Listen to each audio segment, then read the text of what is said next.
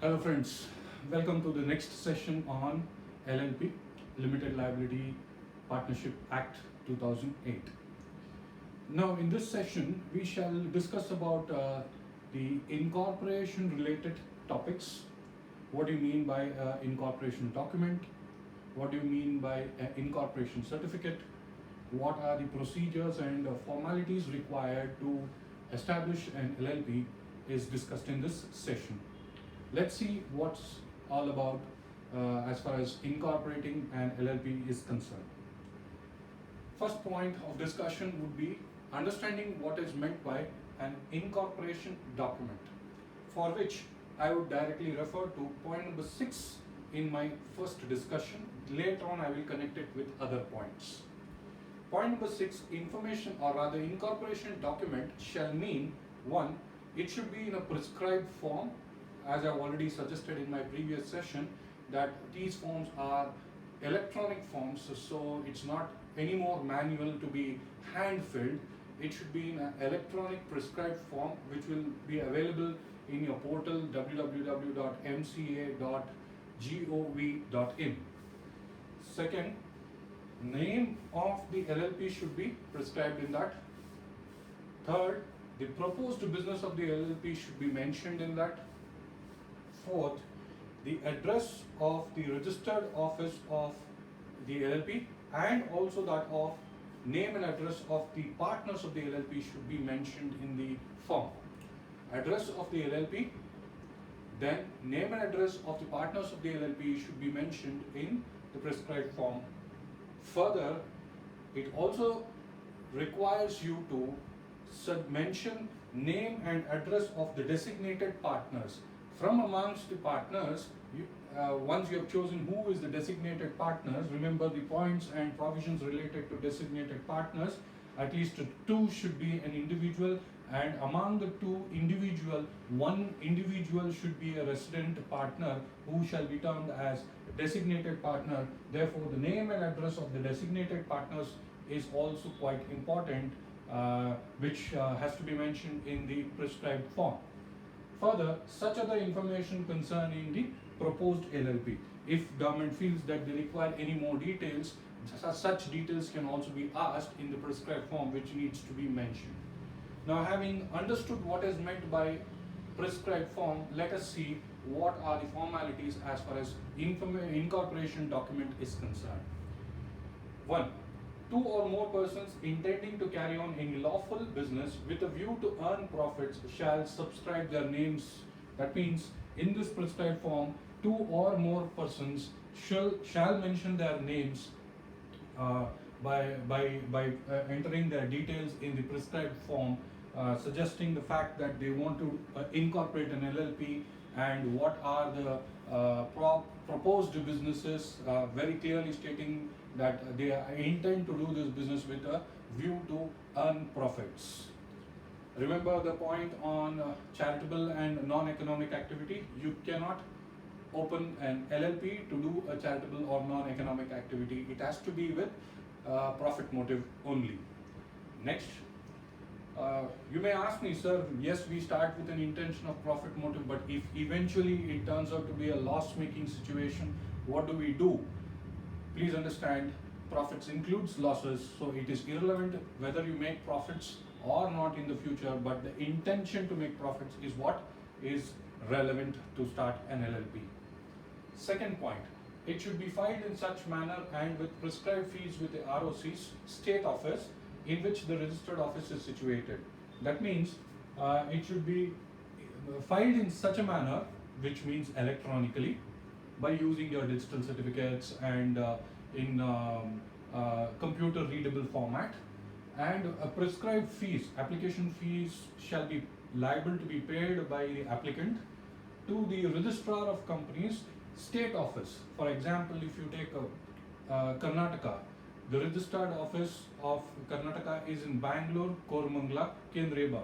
So in such a scenario, you have to file the application, e-filing, by paying the relevant fees to the office of the registrar of companies state office, in which you want your registered office, your LLP's office, to be registered in. That is, if you want to establish your LLP in any part of Karnataka, then you'll have to pay the prescribed fees and submit the details in a prescribed form to the ROC's office in Bangalore.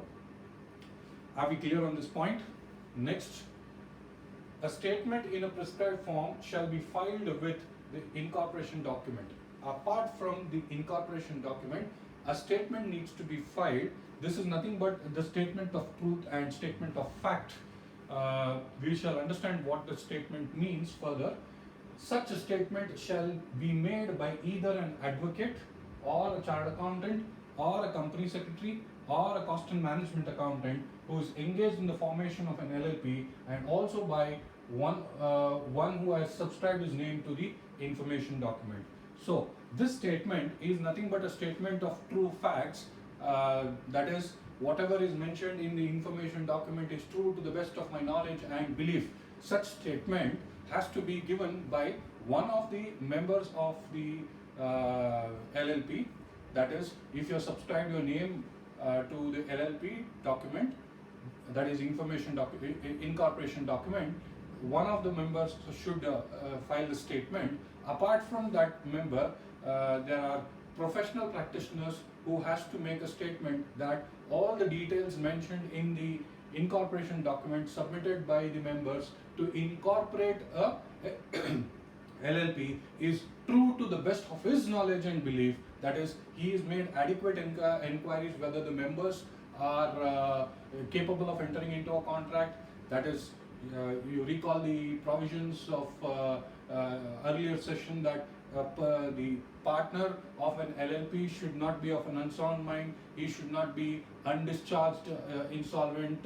Then similar facts were discussed in the earlier session, including the application filed for adjudging one partner or himself as an insolvent. So all these details will be verified by the professional practitioners, and such professional practitioners shall also make a statement to the best of their knowledge and belief. Who are these professional practitioners? That is, an advocate, a chartered accountant, a cost and management accountant, a company secretary who is engaged in the formation of LLP. Basically, their business is to render service to those who wants to incorporate LLPs. These professionals comes into play. So these professionals also have to make a statement. Further, such statement will mean that all the requirements of the Act and rules have been complied with in respect to the incorporation and matters precedent or incidental with it. So, what is the law trying to explain us? Law is stating that by making a statement from one of the members of LLP and from the professional practitioners, it tries to tell that the professional practitioner is verified that the requirement of all the formalities which is as per the rules and regulations of the Act and the laws involved in the Act have been successfully verified, have been successfully cross-checked, and they feel that it is a clear case that they can go for registration. Such statement will mean that all the requirements of this Act have been fulfilled. Am I clear with the fifth point? So when a professional is making a statement, it is but natural, it is his professional question mark that whether he is verified or not. If he is not verified, he will also be liable later on. We will see that in the seventh point. So basically, the statement apart from the incorporation document needs to be filed by the professionals as far as their verification procedures is concerned, and also to be filed by, that is, a statement should be filed also by one of the members who has subscribed his name to the incorporation document. Seventh point, very important to note, if a person, that is, whether the professional practitioner or the person who is lent his, or a person who has given his name in the incorporation document, makes an incorrect statement knowing it to be false or does not believe it to be true, be careful of it. Both means one and the same. That means he is disclosing something else. He knows the statement is false, or he knows whatever statement he is making, he is believing that it is not true. Both means that he is giving a wrong statement. Whenever you are giving a wrong or incorrect statement, then please check this. There is an imprisonment up to 2 years and a fine which is greater than 10,000 but not greater than 5 lakh rupees. Any part or any amount fixed by the respective authority can be levied as a fine. The range is between 10,000 to 5 lakh rupees. So if you make a wrong statement, whether you are a professional practitioner or whether you are a person who have given your name, who has given his name to the incorporation document, then by virtue of a wrong statement or an incorrect statement, they're liable for imprisonment up to 2 years and also with fine. Observe the word and, it is not or, so compulsory 2 years imprisonment, up to 2 years imprisonment, and also with the fine which is above 10,000 and below 5 lakh rupees has to be paid by the person who has made an incorrect or wrong statement. I hope these points are clear, straightforward. It can be a exam question. Of course, the textbooks have mentioned it in a different format and giving it paragraph by paragraph. I would prefer, in case there is a question mark or if there is a question in the exam, as to please explain the relevant details required in incorporation document or explain incorporation document. These 7 points will be sufficient for you to gain marks. Going further, we understand the next part, having taken care of the incorporation document and taken care of the statements from the practitioners, professional practitioners, and one of the persons who has given his name to the incorporation document. We further move to the next aspect called incorporation by registration. Pretty straightforward. Having done all these things, please check if prescribed fees and the statement is completed. If the prescribed fees is paid to the ROC and the statements from the professional practitioners and one of the persons who have given his name to the incorporation document, if that is completed, then the registrar shall retain such an incorporation document for further verification. Note, if condition number 1 of incorporation document is satisfied, that is, if 2 or more persons intending to carry on lawful business with a view to earn profits shall subscribe their names, if this condition is satisfied, then the registrar, apart from the first condition, has already verified the prescribed fees, whether it is paid or not, and also verified whether the statement given by the professional practitioners and the person who is given his name to the incorporation document, all these 3 has been verified by the ROC. In such a case, the registrar will within 14 days 1. Register the incorporation document, 2. Give an incorporation certificate with the name of the LLP mentioned on it. So basically what happens, you have filed the application in the prescribed form. The registrar verifies the names of the members or partners of the LLP, designated partners of the LLP, then the statement given by the professional practitioners, then the statement given by the person who is given his name to the incorporation document. He will check all the required details, whether the name is completed, in sense the name of the LLP, whether it is correct, whether it is a replica of another existing entity, or whether it will amount to copying another existing entity, the trademarks related issues. All these things will be verified. Once it is verified, within 14 days, the registrar shall give an incorporation certificate after registering the incorporation document. Are we clear about the procedural formality involved here? Yes.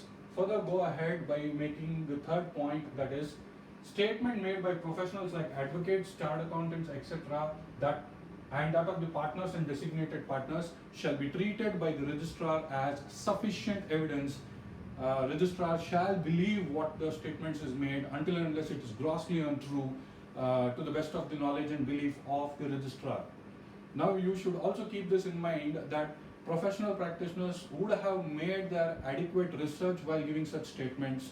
If the registrar feels that there is requirement, he can further inquire it, of course, but on every case the registrar will not have time, and it is not a subject matter of argument on every case that the registrar will verify it.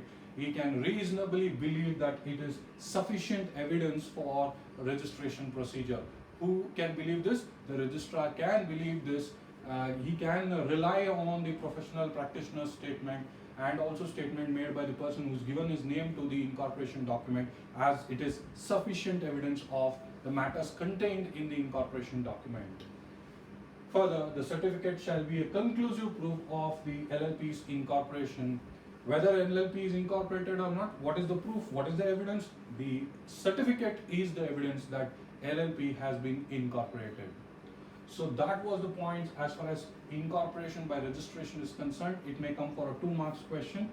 Please be very clear with these points. Further, we go on to see the registered office of LLP, and if there is a change in the registered office of LLP, what happens? So as soon as you get the registration certificate, your LLP's name would be mentioned and the registered office address would be mentioned in the registration certificate or incorporation certificate.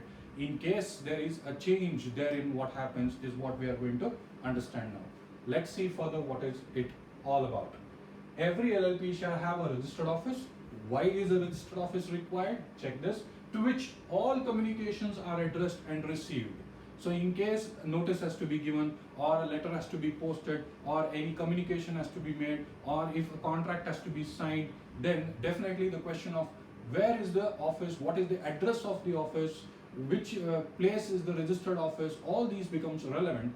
Now it's pretty natural that if A and B enters into a contract, then A is his personal details, like A, son of so and so, aged about so and so, residing at so and so, takes place. So fairly logically, in the same sense, if LLP wants to enter into a contract, LLP's name, its registered office has to be mentioned for the purpose of entering into a contract. Similarly, in case it has to be, if there is a notice that has to be served on the LLP, whether by ROC or by any other third person, then obviously the registered office address becomes very critical. The registered office is a place where such notices or such communications are also received. Are we clear about the first point? Yes. Going further, the second point states, documents may be served on the LLP or partner by sending it by a post under certificate of posting or registered post or any other manner at the registered office or such other address specifically declared by the LLP. So whenever you are serving a document, the document can be served on the partner of the LLP or the LLP itself by sending it by a normal post if required, or by sending it by a certificate of posting, or if there is a further requirement that law wants it to be registered post acknowledgement due. What is registered post acknowledgement due? The fact that the post has reached the receiver gets known to the person who is sending it by way of an acknowledgement from the receiver, that is called registered post acknowledgement due, or in any other manner at the registered office. Suppose there is a prescribed manner of sending any communications by way of an email. Keeping Information Technology Act, email notices are also valid notices. Therefore, any other manner at the registered office or such other address, it can be a registered office address, or there could be any other address given by the LLP for the purpose of processing these documents or notices. So it is not necessarily only that you have to serve the notice or communication to the registered office. It can be any other address also which is specified, declared or specifically declared by the LLP for the purpose of sending notices and receiving notices, including other communications as well. So these were the points which comes into mind immediately about a registered office of the LLP. However, when there is a question of change in the registered office, let's see what the third point says. Any change of the registered office place shall be informed to the registrar in a prescribed manner. So again we have an e-form. Again we have to go to the website www.gov.in, then specify the details of change in the registered office. The purpose of change may be the LLP is moving from one state to another state. There could be XYZ reasons. this has to be informed to the registrar in a prescribed form given in the portal. So you need to mention those things. Of course, there are a lot of other issues involved in change from one ROC to another ROC. You need to get a declaration from the state which is existing ROC state that there is no dues from such an LLP. There is no pending issues or pending litigations of such an LLP in the present registered office. No objection certificate should be given. All these formalities will come when you are doing a professional practice work related to change of office or registered office of an LLP. Further, if there is a contravention, if any of these points are contravened, that is, if you are not having a registered office, or if you are wrongly giving another registered office as your address, or if you are not informed the registrar about the change of the registered office, then such will be termed as a contravention, and the same will be punishable with a fine on both the partners and the LLP, which can exceed 2,000 rupees but cannot exceed 25,000 rupees. So the fine for contravention related to registered office / change in the registered office shall be above 2,000 and below 25,000. Interestingly, kindly note that there is no imprisonment provision involved here. Are we clear on these points? Yes, fantastic. Now, what is the fact? If in case the registration has taken place, the effect of registration is what we are going to discuss here.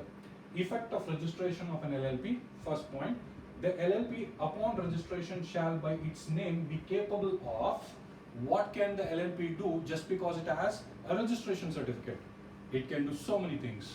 First of it can sue or it can be sued. It can file a case on someone, or someone can file a case on the LLP if the registration certificate is taken.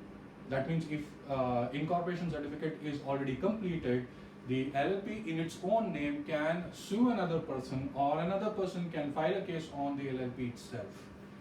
Next, it can acquire, own, hold and develop or dispose of property, whether movable or immovable, whether tangible or intangible property, it doesn't matter. It can do all sorts of a transaction which any other individual, natural individual can do by its own name. That is, acquiring, owning, holding and developing or disposing of the property, whether movable or otherwise, that is immobile, whether it is tangible or intangible. Tangible, I'm sure you know that, which can be touched and felt. Intangible are those properties which cannot be touched but it can be felt. Classic example could be goodwill, intellectual property rights, etc., patents, copyrights, etc. So these were the points on effect of registration as far as the second point is concerned. Third point, it may have a common seal. Remember earlier I told it is not compulsion for it is not mandatory for LLP to have a common seal, but if it chooses to have, it can have one. However, it should be kept under the safe custody of a responsible officer.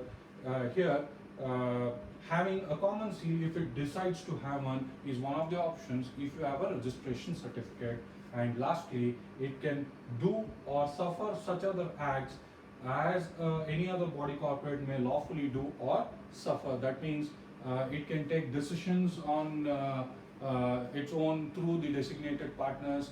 It can enter into contracts. It can take activity of hiring employees or firing employees. It can register with the Provident Fund. It can register under the income tax provisions. It can register under GST provisions. It can do everything that a body corporate can do. It can suffer everything which body corporate can suffer. Do anything positively, suffer anything negatively. Negatively, I mean to say, suppose there is a huge tax demand on the LLP, it has to suffer because registration certificate is completed, whether positively or negatively. Henceforth, the communication will be on the registration certificate based LLP, that is on the name of the LLP, which becomes very critical. If not for registration certificate, all these things would be null and void, and it would lead to fraudulent transactions of the members involved in such entity. So these were the points, my dear friends, as far as incorporation of an LLP is concerned. I will be further elaborating some more points in the coming videos. Please do watch it. If you have any doubts in these things, please mail it to lohitacademy@gmail.com. I'll revert back to you. Thank you so much.